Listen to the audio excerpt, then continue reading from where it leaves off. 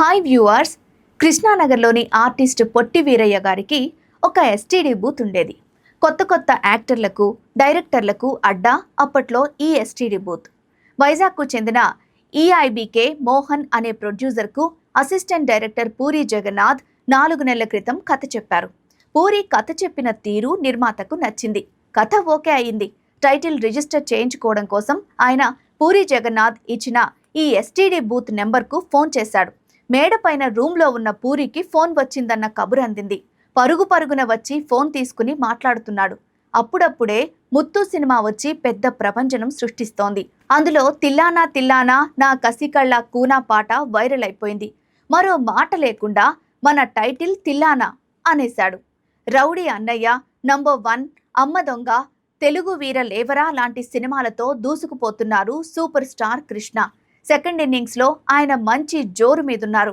సంప్రదాయం cinema hit, యమలీలలో special song, వారసుడు, రాముడొచ్చాడులో special క్యారెక్టర్లు, కృష్ణ గారి శంఖం మళ్లీ మొదలైన టైం అది.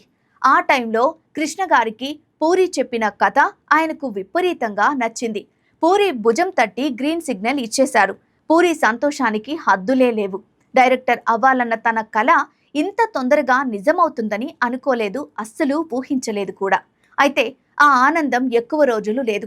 1996లో క్లాప్ కొట్టి 3 రోజుల ఫస్ట్ షెడ్యూల్ తర్వాత సినిమా ఆగిపోయింది.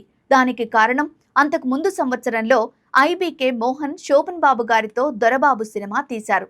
అది ఫ్లాప్ అవ్వడంతో ఫైనాన్షియల్ ప్రాబ్లమ్స్ వల్ల సినిమా ఆగిపోయింది. సినిమా ఆగిపోయిందని అఫీషియల్గా అనౌన్స్ చేశారు. నిజానికి ఆ టైంలో ఆ ఏజ్లో పూరి యాటిట్యూడ్ వేరే లెవెల్లో ఉండేది. ప్రపంచాన్ని గెలిచే సంకల్పం అతని మాటల్లోనూ చేతల్లోనూ ప్రస్ఫుటంగా వినిపించేది, కనిపించేది. కాకపోతే అనుకోకుండా ఇలా జరిగేసరికి కాస్తంత నిరాశ. అదే టైంలో అటువైపుగా సినిమా వెహికల్ ఒకటి వచ్చాగింది. కృష్ణ గారితో సినిమా ఆగిపోతే ఏంటి, నువ్వు కృష్ణ కొడుకుతో ఇండస్ట్రీ హిట్ కొడతావేమో ఎవరికి తెలుసు, బాధపడుతూ కూర్చుంటే పనులవ్వవిక్కడ. ఈ మాట చెప్పింది అప్పటికే పూరి జగన్నాథ్కు పరిచయం ఉన్న సీనియర్ ఆర్టిస్ట్ రమాప్రభ గారు. కొన్ని వందల సినిమాల్లో నటించిన రమాప్రభ గారు ఆ మాట అనేప్పటికీ పూరి మరింత ఆత్మవిశ్వాసంతో ముందుకు సాగిపోయారు. మళ్లీ సుమన్తో పాండు అనే సినిమా స్టార్ట్ అయి ఆగిపోయింది. ఇక్కడ తగ్గలేదు పూరి.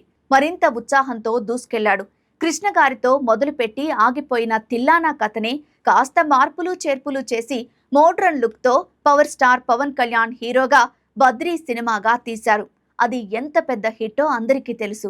నిజానికి ఇది కూడా ముందుగా నాగ్తో తీయాలనుకున్నారు. కానీ నాగ్ నుండి సరైన స్పందన రాకపోవడంతో పవన్ని కలవడం, ఆయన గ్రీన్ సిగ్నల్ ఇవ్వడం జరిగింది. కొన్నేళ్లకు రమాప్రభ గారు చాలా క్యాజువల్గా అన్న మాటలు నిజమయ్యాయి. కృష్ణ గారి కొడుకు మహేష్ బాబుతో పూరి పోకిరి లాంటి సెన్సేషనల్ ఇండస్ట్రీ హిట్ కొట్టారు.